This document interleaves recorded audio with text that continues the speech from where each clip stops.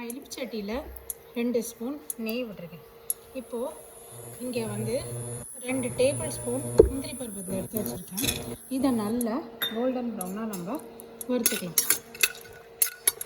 இப்போது இந்த லெவல் காணோம்னு நம்ம இதை எடுத்து வச்சிடணும். இதை குயிக்காக எடுத்து வச்சிடணும், இல்லைன்னா கரெக்டாக அந்த கலர் இருக்காது. நேரம் ஆக ஆக டார்க் ஆகிட்டே இருக்கும். இது நிறைய பேருக்கு தெரிஞ்சிருக்கும், பட் நான் இதை வந்து தெரியாதவங்களுக்கு நான் சொல்கிறேன்.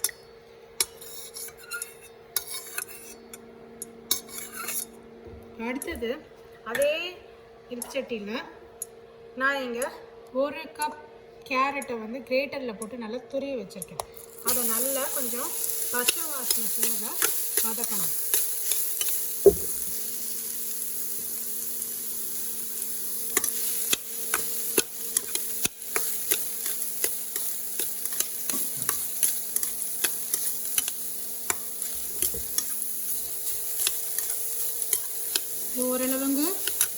ஓரளவுக்கு வதக்கியாச்சு.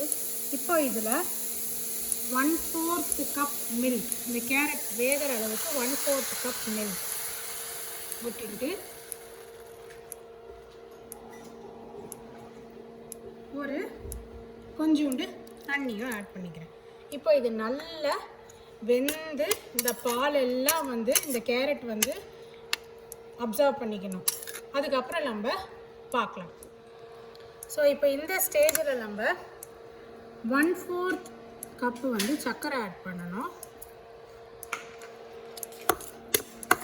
சர்க்கரை வந்து நல்லா மெல்ட் ஆகும். இதுக்கப்புறம் நம்ம கண்டென்ஸ்டு மில்க் வேறு ஆட் பண்ண போகிறோம்.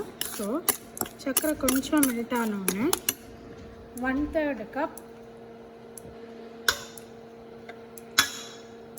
Condensed milk. இது எல்லாம் வந்து சேர்ந்து வரணும். வந்ததுக்கப்புறம் பார்க்கலாம். இப்போ இந்த ஸ்டேஜ் வர வரைக்கும் இந்த சர்க்கரையும் அந்த கண்டென்ஸ் மில்க்கும் சேர்ந்து இன்கார்பரேட் ஆகணும். இந்த மாதிரி வந்த உடனே நம்ம இதில் 1 டீஸ்பூன் ஏலக்காய் பொடி, இறக்கிறதுக்கு ஒரு 2 மினிட்ஸ் முன்னாடி ஏலக்காய் பொடி நான் இது பண்ணிவிட்டு நம்ம அடுப்பு அணைச்சிடணும். மேலே கொஞ்சம் முந்திரி பருப்பு. அவ்வளோதான், நம்ம டேஸ்டியான டெலிஷியஸான கேரட் அல்வா ரெடி. நீங்களும் அதை ட்ரை பண்ணி பாருங்கள். பிடிச்சிருந்ததுன்னா இந்த வீடியோவுக்கு நீங்கள் சப்ஸ்கிரைப் பண்ணுங்கள். நன்றி, வணக்கம்.